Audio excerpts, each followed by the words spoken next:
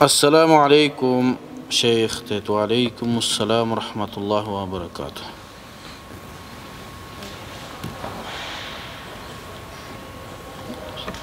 Fiqhtan sabak başlasanız bolboybu. Adal aramdı kanday kılıp anıktayız deydi. Allah razı olsun. Biz yakında şu fiqhtan sabakımızı başlayız dep turabız inşallah. İmam el-Mevsili'den Muhtar degen kitabından, Muhtar-ül Fatava.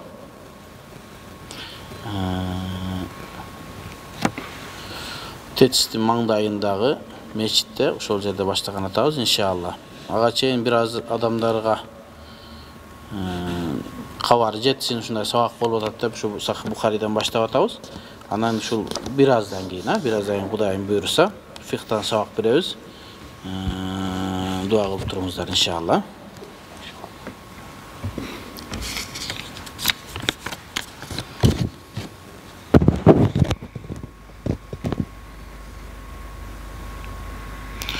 Hadiste же Kur'an'da Allah meçitlerdi saktayım degen be. Biri aytkan деп атат. Meçit bul Allah Tabaraka ve Taala'nın үйü болуп эсептелинет. Ошол жерде ибадат кылынат. Meçitке кирген адамдар Allah Taala'nын коногу болот. Бирок мен билбейм. Allah Taala men meçitlerdi saktayмын деген hadis же аятты мен билбейм. Мүмкүн бар чыгар. Бирок Абраха Каабаны бузамын деп келип пилдер менен, Фил сүрөсү бар го, пилдер менен келе жатканда эмне деп айтылат? Төө неменин Абдулмутталиптен, Абдулмутталиптенби? Төөлөрүн Абраха алып алгандан кийин төөлөрүн сураганы барат. Мен төөлөрүмдү кайтарып бер, мен төөлөрүмдү зорго багып атам. Кылган башка ишиң өзүң кыл. Дегенде мен senin Mekke'deki Kaabаңды buzam деп келе жатсам sen төөлөрүңдү сурап атасың ба? Дегенде ал эмне деген? Төөнүн ээси менмин деген. Ошон үчүн мен төөнү сурап келдим. Үйдүн ээси Аллах Таала. Ал өзүнүн үйүн коргоп алат. Өзүнүн үйүн коргоп алат. Ошого Абраха buzam деп келеткенде Абабил куштары келип таштар менен уруп, не? Абраха анын адамдарын, филдерин бардыгын жок кылган. Мүмкүн ушул нерсени угуп айткан чыгар, Аллах Таала кааласа өзүнүн үйлөрүн, мечиттерин сактап калат. Анан кээбиклер айтышы мүмкүн да. Согуш болгон жерлерде Сирияда мына үйлөр, мечиттер талкаланды, Аллах сактабады. Аллах кааласа сактайт, каалабаса өзүнүн каалоосундагы нерсе. Өткөндө жамгыр алып көлдөгө келетканда мечиттен өтүп кетти деп айтып атышпайбы? Мүмкүн.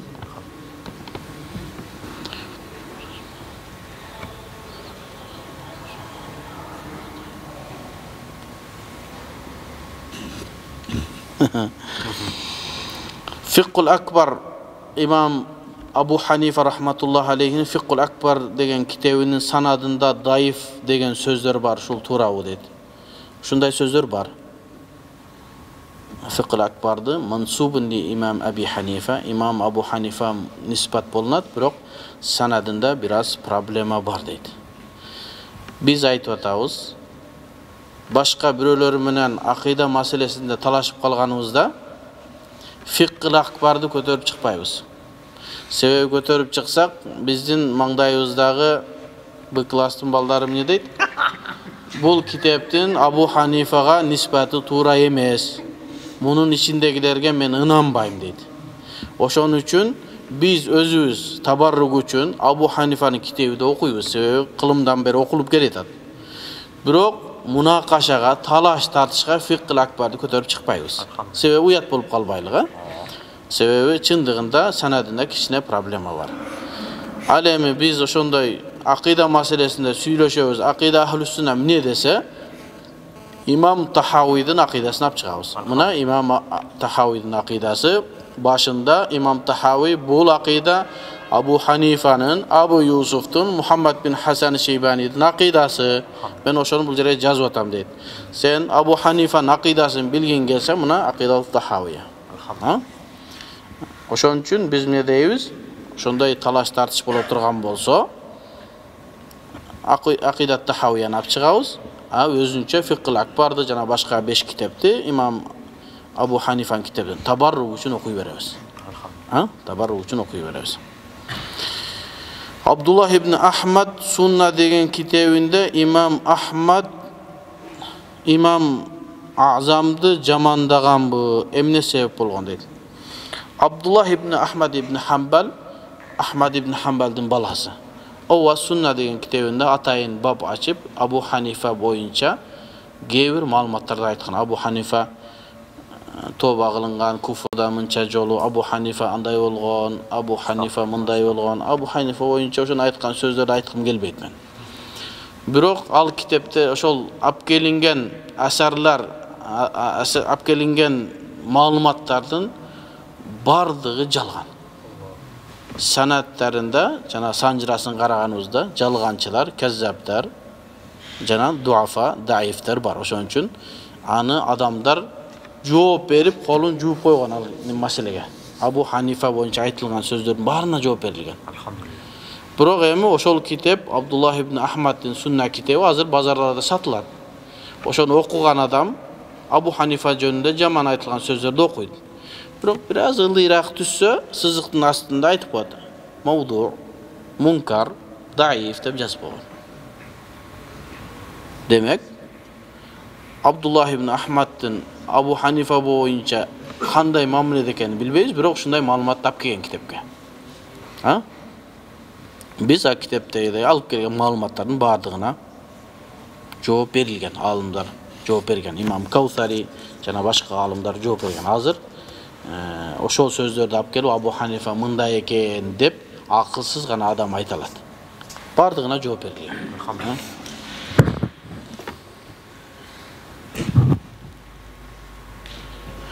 Bizdin sahih kitaplarda Şialar emne deydi. Şialarda dağı rical kitaplarga bizge kanday karayбыз? Alardan hadis algan uçurlar barбы? Je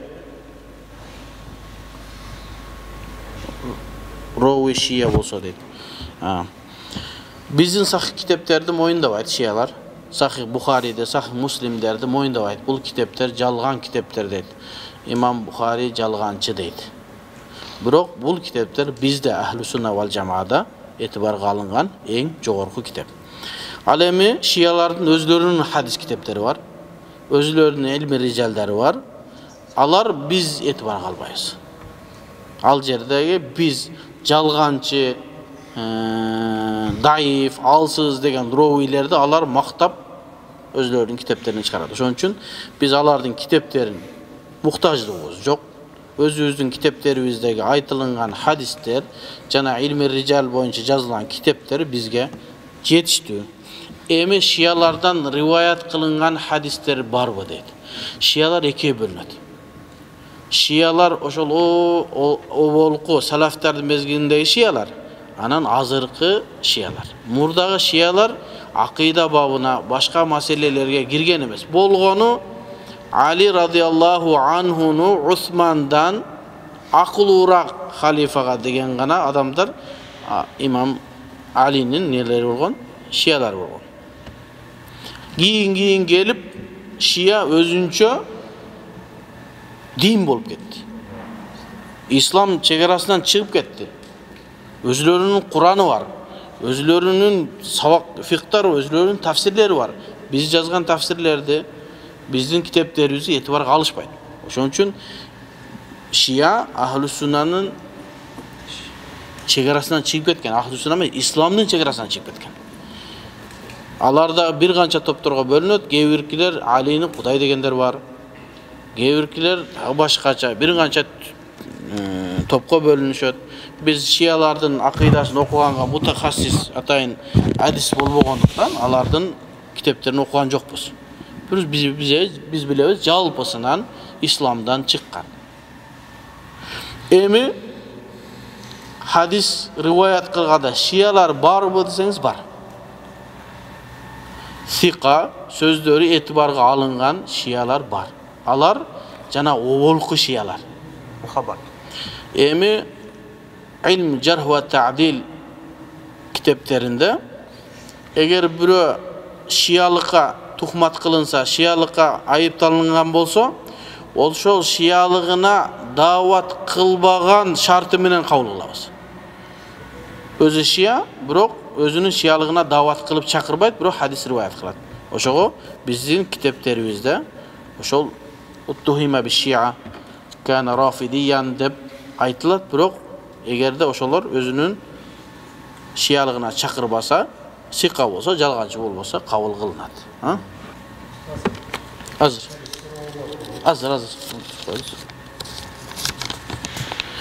Ustaz, Türkler özdörü kol salmayınca siler alarga kol salbagıla degen hadistin kançalık çındığı var dedi. Türkler negizeli musulmanдар менен musulmanдар soğuşa turgan bolsa, birinci kol salbo жақшы деп айтылады. Ошол күтөбүз, анан кийин алар бизге кол салса, анан биз аларды эмне дейбиз? Ал-буга дейбиз. Ихвануна бага алейна. Биздин мусулман бир туугандарыбыз бизге кылыч көтөрүп чыкты. Ошон үчүн мусулмандарга кылычты биринчи көтөрбөйбүз. Кечеги Баткендеги болгон окуяда алар дагы мусулман, биз дагы мусулманбыз. Алар менен согушсак болобу, болбойбу деген чоң маселе көтөрүлдү. Кантип биз мусулмандар бизди өлтүрүп атат, өлтүрдү, канча адамыбызды өлтүрдү. Biz alарды буга деп өкүм бердик. Биздин мусулман бир туугандарыбыз бизге i'tida кол салып кирди. Кол салып киргенде биз өзүбүздү коргогонго, малыбызды, жаныбызды коргогонго милдеттүүбүз. Согушабыз. Алардын өлгөндөрү шахид болбойт, биздин өлгөндөр шахид ахира, кыяматтык шахид болот. Ошентип биз ушул маселени чечебиз. Алар бизге кол салып келгенде гана биз жооп беребиз. Шариаттын жолу ушул. Устаз, азан айтылып бүткөндөн кийин сөзсүз кол көтөрүп дуа айтылабы? Кол көтөрбөй деле айтса болобу? Болот. Себеби кол көтөрүлүп кылынган дуа кабыл болууга жакын болот. Себеби Аллах Тааладан сурап аткан болуп кол көтөрөбүз. Азанды айткандан кийин ким азанды сөздөрүн айткан барын кайталап келип hayya ala sala дегенде эмне дейбиз? La hawla wa la quwwata illa billah deybiz. Hayya ala al-fala la hawla wa la quwwata illa billah deybiz. Ana эмне дейбиz? Калган Allahu akbar Allahu la ilaha illallah деп туруп, андан кийин азандын дуасын кылабыз. Кол көтөрүп дуа кылсак, ошол жерде дуада көп маани бар. Ошол дуаларыбыз кабыл болуусу мүмкүн. Бирок колун көтөрбөй кылса деле шариятыбызда тыюу жок.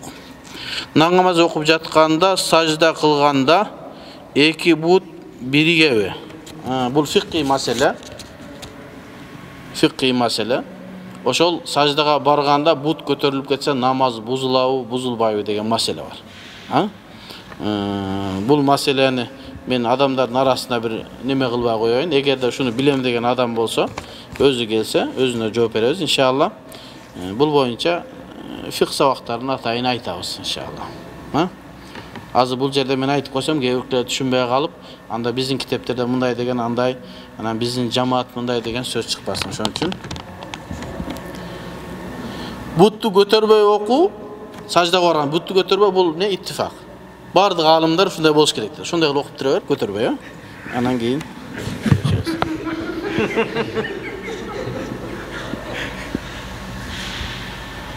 Usta, sizin savağınız internet barakçağınızda saat 17:30 deb жүрөт го. Бирок сабак шамдан кийин болуп жатат деп. Ошондой бир катачылык кетип калды. О, биринчи сабак баштап атканыбызда шам канча 17:30да бүтө турган болуп атканда ошентип жазылган. Ошол жарыяны кээ-бирлер карабастан чыгарып ийген. Азыр биз Адилет Таксыр жана башка өзүбүздүн жигиттерге машала Ханафи жолунун кызматчыларына аз неме кылып баяндап койдук. Эмне кылабыз? Шам намазынан кийин саатын жазган жокпуз. Шам намазы канчада болсо, ошого ошол мезгилде эмне кылат? Сабак башталат. Ошол бул 17:30'da деген kata bolup ketip kalgam, sizlerden kechirim surayбыз. Allah razı olsun. Ana daha bir ayta turgan masele, bu yerde bir soru geliptir.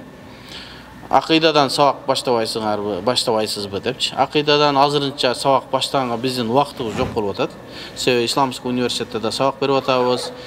Кошумча sabактарыбыз бар. Ана бул sabактар менен акида сабагын бергенге вакыт таппай жатабыз.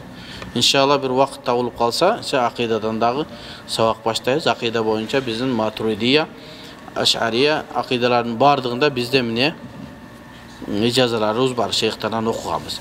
Ага чейин өткөндө да айтканбыз, мына ушул жерде Муназ шейх акидадан сабак берип атат. Өтө жакшы. Келип ар бир мусулман адам ушундан пайдаланса болот. Акида боюнча азыркы жаңы услуп менен, азыркы жаңы терминдер менен өтө жакшы кылып түшүндүрүп берип атат. Бул жигит бизде Иорданияда окуган. Иорданияда шейх Саид Фуданы шакирти болот. Акидада өтө бекем. Машалла. Şeyh Nuveyh деген Maturidi şeyhte okugan akidaga bekem ötö tak jigitine akidanı alam degenler muna uşul Saraqsi meşitine gelip Munaz şeyhten ilim alsa bolot. Ve sallallahu taala hayra halqihi Muhammed ve ala alihi ve ashabi ecma'in bi rahmetike ya erhamer rahimin. Allah razı olsun.